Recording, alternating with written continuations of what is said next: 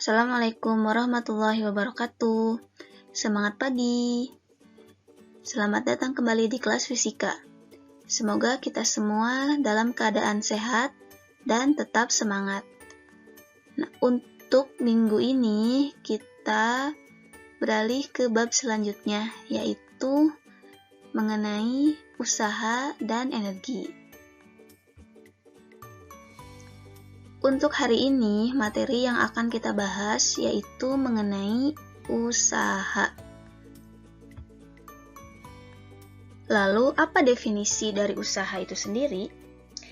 Berdasarkan definisi yang ada pada buku halaman 303, dalam fisika, usaha didefinisikan sebagai transfer energi melalui gaya yang menyebabkan suatu benda berpindah.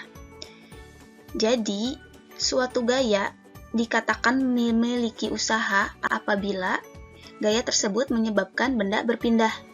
Jadi si benda tersebut mempunyai nilai usaha apabila benda telah berpindah. Apabila tidak berpindah, maka nilai dari usahanya adalah 0.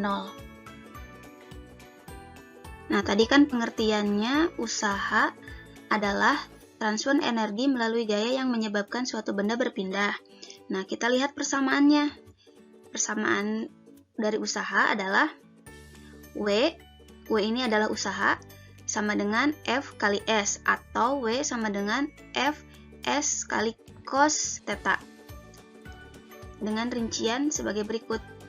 W adalah usaha dengan satuannya Joule, kemudian F adalah nilai gaya yang bekerja pada benda, S adalah besar perpindahan, satuannya meter, kemudian theta adalah sudut terkecil antara gaya F dengan perpindahan S. Untuk lebih memahami dari persamaan ini, kita lihat beberapa contoh pada slide selanjutnya. Oke, agar kalian terbayang suatu gaya dapat menyebabkan usaha atau tidak, kita lihat beberapa contoh berikut ini. Yang pertama adalah orang atau seseorang yang sedang mendorong tembok. Yang kedua adalah ibu-ibu yang sedang mendorong benda sehingga bendanya berpindah dari kiri ke kanan. Kemudian yang ketiga adalah seorang anak yang mendorong meja sehingga mejanya berpindah dari kiri ke kanan, seperti ini. Nah, dari ketiga contoh ini, manakah gaya yang menyebabkan usaha? Nah, jawabannya adalah yang 2 dan 3 ya. Karena kan tadi dikatakan suatu gaya tersebut menyebabkan usaha apabila bendanya bergerak. Nah, yang contoh 2 dan 3 kan bendanya bergerak ya. Yang pertama ini ke sini, kemudian yang ke gambar yang ketiga dari sini ke sini juga. Nah, sementara untuk yang gambar pertama, si bapak-bapak ini dia memberikan gaya, tapi temboknya kan tidak bergerak ya. Sehingga nilai dari usahanya adalah 0. Gitu perbedaannya. Oke, kita uraikan kejadian-kejadian tersebut berdasarkan gaya dan perpindahannya. Oke, ini kan kejadian pertama tadi ya, seseorang atau bapak-bapak yang sedang mendorong tembok. Tadi kan disebutkan bahwa gayanya itu ada, tapi dia tidak menyebabkan usaha. Kenapa demikian? Oke, kalau bapak-bapak atau kita mendorong tembok, mau sekuat apapun, temboknya kan tetap diam ya, tidak berpindah gitu, sehingga perpindahannya adalah 0, jadi tidak ada perpindahan gitu, karena temboknya kan tetap diam. Nah, kita masukkan si perpindahan ini ke persamaannya. Tadi kan persamaan usaha adalah W sama dengan F kali S. Nah, kita masukkan nilai S-nya.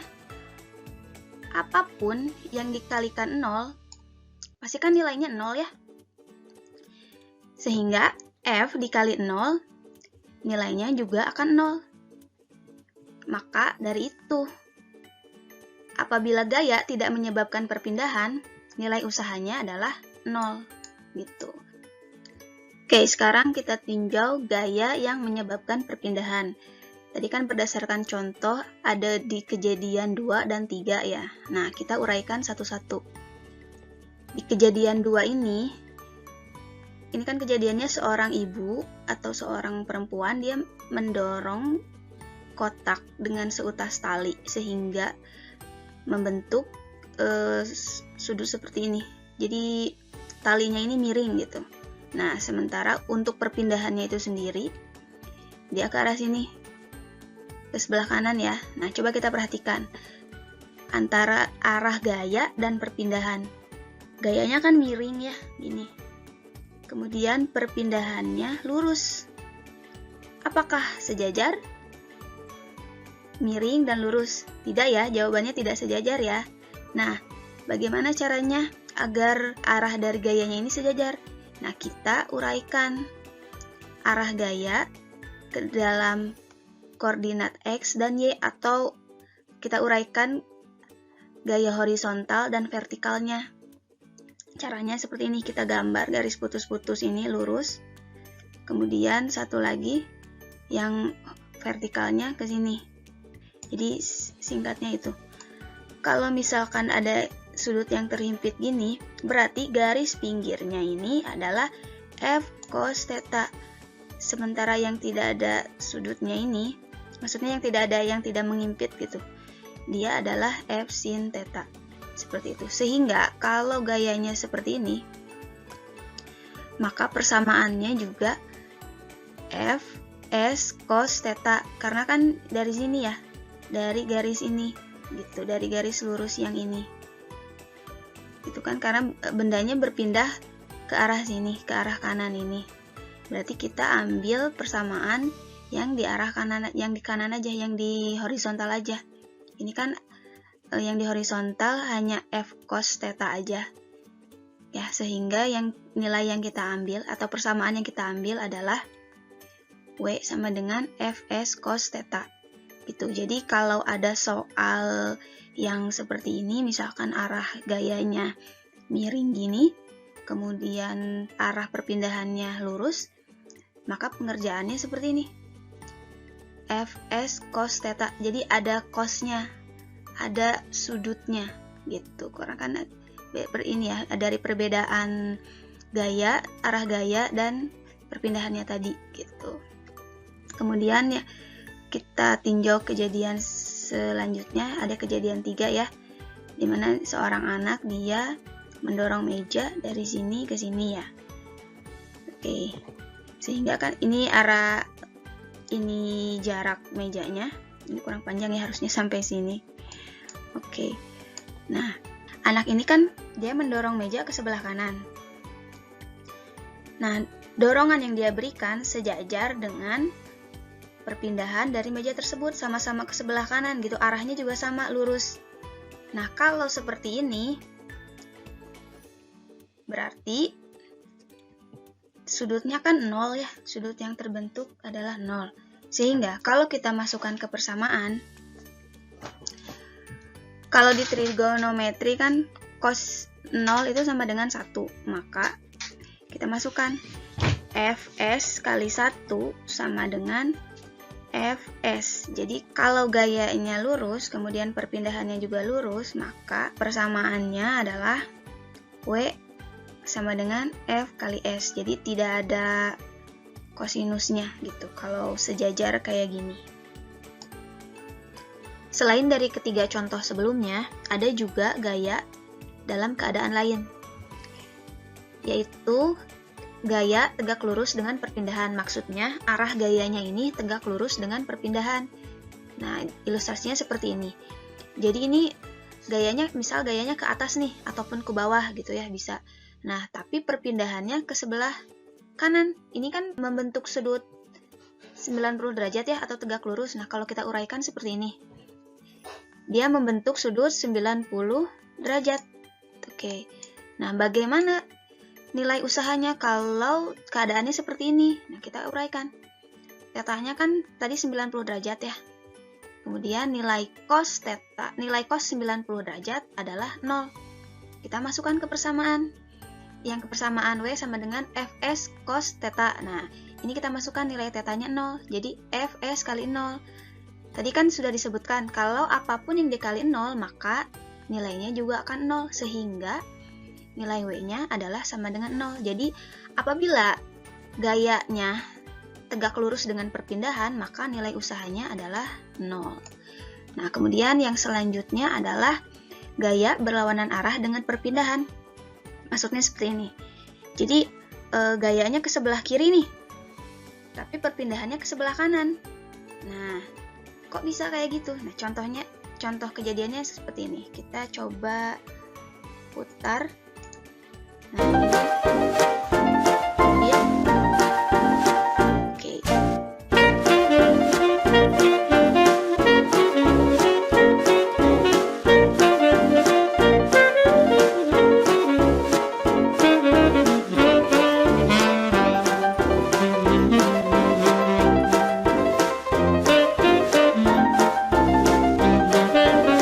Itu ya tadi contohnya. Jadi mobilnya kan didorong ke sebelah kiri, ternyata dia mundur lagi gitu, ya kan ya? Nah, yang mundurnya itu maksudnya adalah berlawanan dengan arah yang diberikan gitu. Sehingga kalau seperti itu, nilai dari W-nya adalah negatif Fs gitu, karena arah percepatannya tadi berlawanan dengan arah gaya yang diberikan. Seperti itu. Oke, agar lebih paham lagi mengenai hitungannya, kita lihat contoh soal pada buku halaman 309 pada evaluasi 8.1. Kita lihat contoh nomor 1. Seorang anak menarik sebuah mobil mainan menggunakan seutas tali dengan gaya 15 Newton. Jika mobil berpindah sejauh 3 meter, maka tentukan usaha yang dilakukan anak itu. Oke, pertama kita tuliskan dulu apa saja yang diketahui. Yang pertama kan ada gayanya F sebesar 15 Newton. Kemudian S-nya perpindahannya sejauh 3 meter. Oke. Kemudian yang ditanyakan apa? Yang ditanyakan adalah usahanya atau W. Maka kalau seperti ini tinggal kita jawab saja. Tinggal kita masukin ya.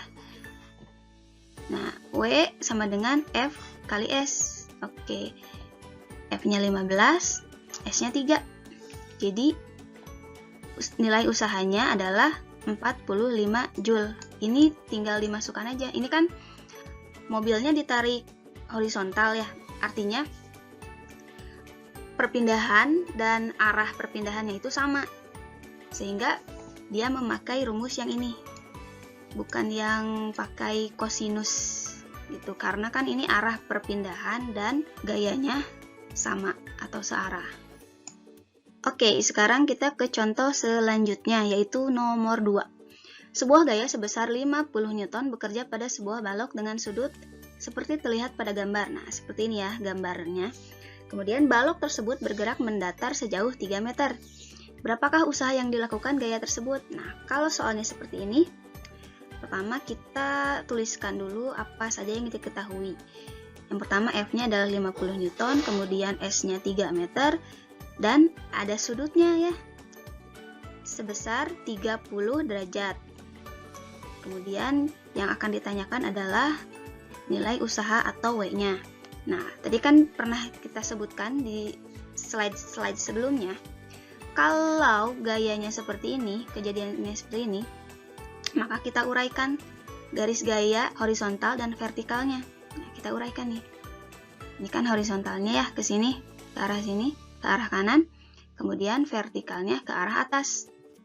Nah, ingat, kalau sudutnya di sebelah sini, ini kan 30 derajat ya, sudutnya di sebelah sini, nih, diapit di sini, maka garis yang pinggir ini, yang horizontal ini, mendatar ini, adalah F cos 30 derajat. Nah, untuk yang vertikal ini, untuk yang garis ke atas ini kan tidak ada yang diapitnya ya. Maka yang garis yang ini adalah F sin 30 derajat. Nah, karena gayanya ke sebelah sini, berpindahnya ke sebelah kanan, sini kan ya, maka persamaan yang kita ambil adalah, garis yang kita ambil adalah F cos 30 derajat. Seperti itu. Nih, kita jawab ya. Rumusnya Fs cos theta, dimana tetanya adalah 30 derajat. Kita masukin Fs cos 30 derajat. Oke, kita lihat di tabel trigonometri. Cos 30 derajat itu adalah